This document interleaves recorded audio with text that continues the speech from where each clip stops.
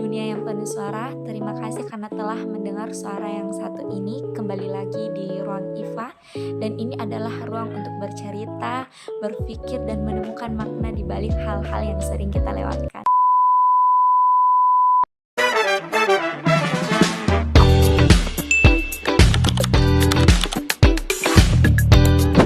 Assalamualaikum warahmatullahi wabarakatuh. Kembali lagi dengan aku Iva, dan episode kali ini kita akan membahas tentang praktik analisis karya sastra terhadap karya sastra Arab. Teman-teman mungkin bertanya-tanya kenapa aku mengangkat topik ini, karena topik ini tuh sangat penting begitu. Karena kita nggak boleh menstagnankan pikiran kita bahwasanya sastra Arab itu hanya menawarkan keindahan bahasa gitu. Tapi kita perlu ketahui bahwasanya dalam sastra itu bukan hanya dalam sastra Arab, tapi dalam secara keseluruhan sastra itu menyimpan berbagai nilai budaya, nilai sosial, nilai moral, nilai agama, dan juga nilai kemanusiaan atau nilai-nilai yang lain yang dimana itu dapat kita pahami melalui proses kritik sastra gitu. Sehingga itulah mengapa topik ini sangat penting untuk kita bahas. Baik, teman-teman, sebelumnya kan kita sudah mengetahui bahwasanya sastra itu merupakan hasil pemikiran ataupun perasaan dan pengalaman manusia yang diwujudkan melalui bahasa. Nah, dalam tradisi sastra Arab, karya-karya seperti syair dan juga prosa gitu tidak sekedar hadir sebagai sarana hiburan, tetapi terdapat pesan-pesan yang mencerminkan kehidupan masyarakat dan juga sebagai pandangan dunia pengarang atau yang melatar belakangi sehingga pengarang menghadirkan karya yang dia buat begitu. Sehingga karya sastra itu perlu dianalisis secara lebih mendalam agar apa? Agar makna yang terkandung di dalamnya itu dapat kita pahami secara utuh. Nah, kritik sastra ini hadir sebagai salah satu cara untuk kita mengkaji, menafsirkan, dan menganalisis suatu karya secara objektif dan sistematis. Sehingga kritik sastra ini sehingga lewat kritik sastra ini kita sebagai pembaca itu tidak hanya memahami unsur pembangun baik itu intrinsik maupun ekstrinsik, tapi juga dapat menilai kelebihan dan kekurangan dari karya sastra tersebut.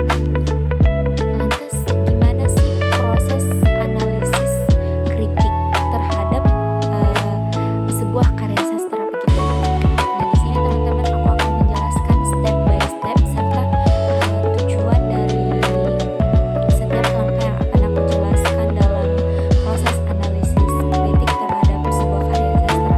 Yang pertama itu adalah proses membaca sebuah karya secara menyeluruh dan berulang-ulang. Contohnya nih, ada satu novel yang akan kita analisis. Kita harus membaca secara menyeluruh dari bab 1 sampai bab terakhir, dan itu kita baca secara menyeluruh dan berulang-ulang.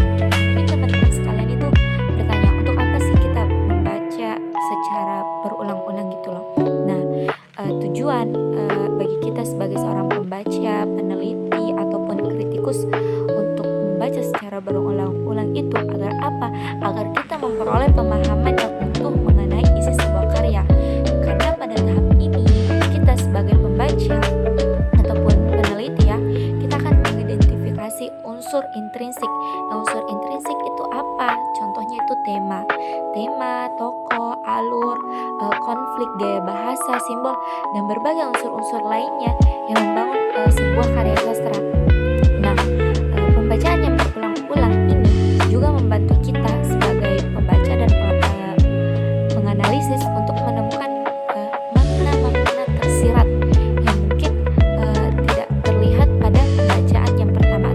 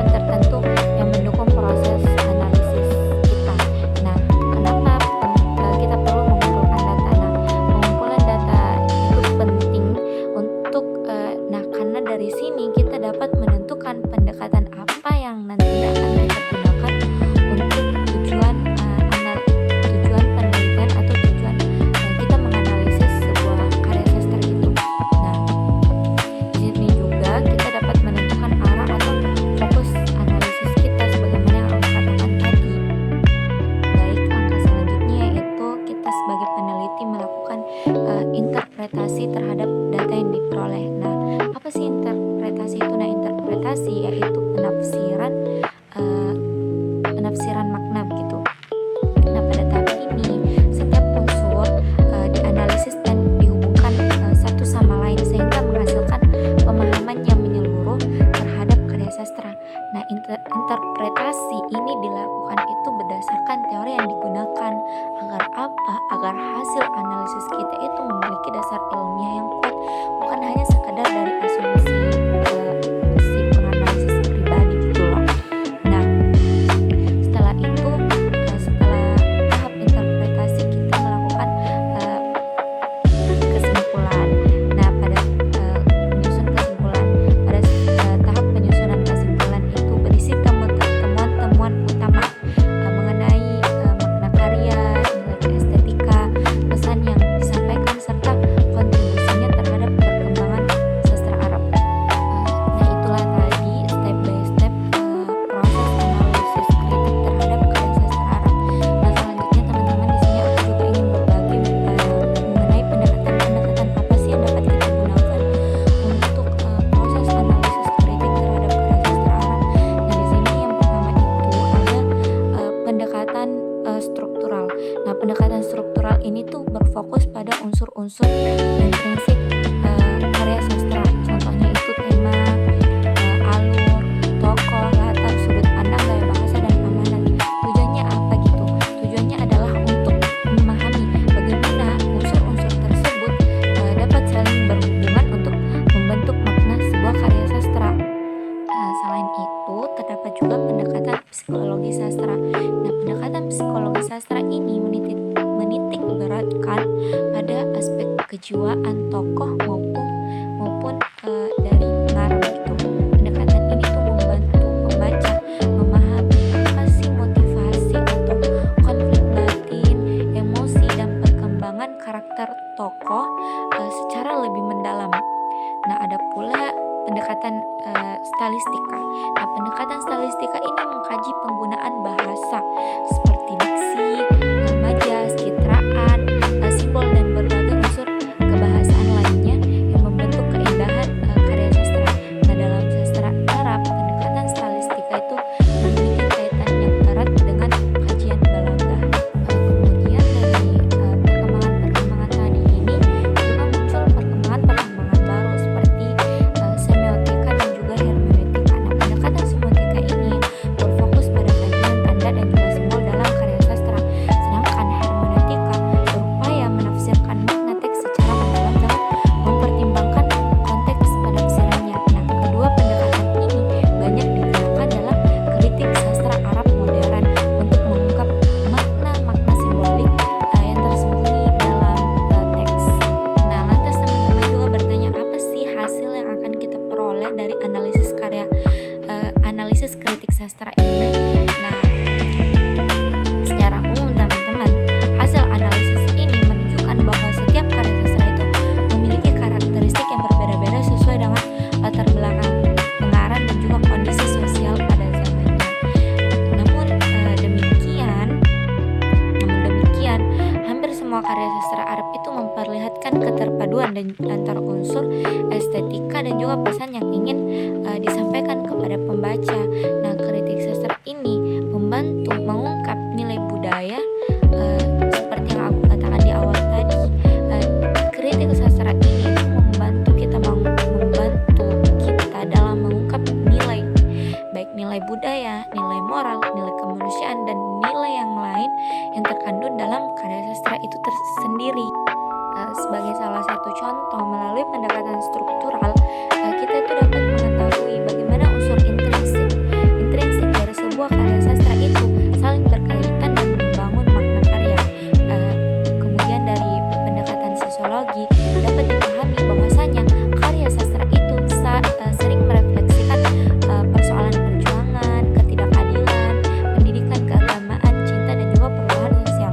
Sementara pendekatan psikologi sastra dan juga semiotika dan juga hermeneutika membantu kita sebagai pembaca itu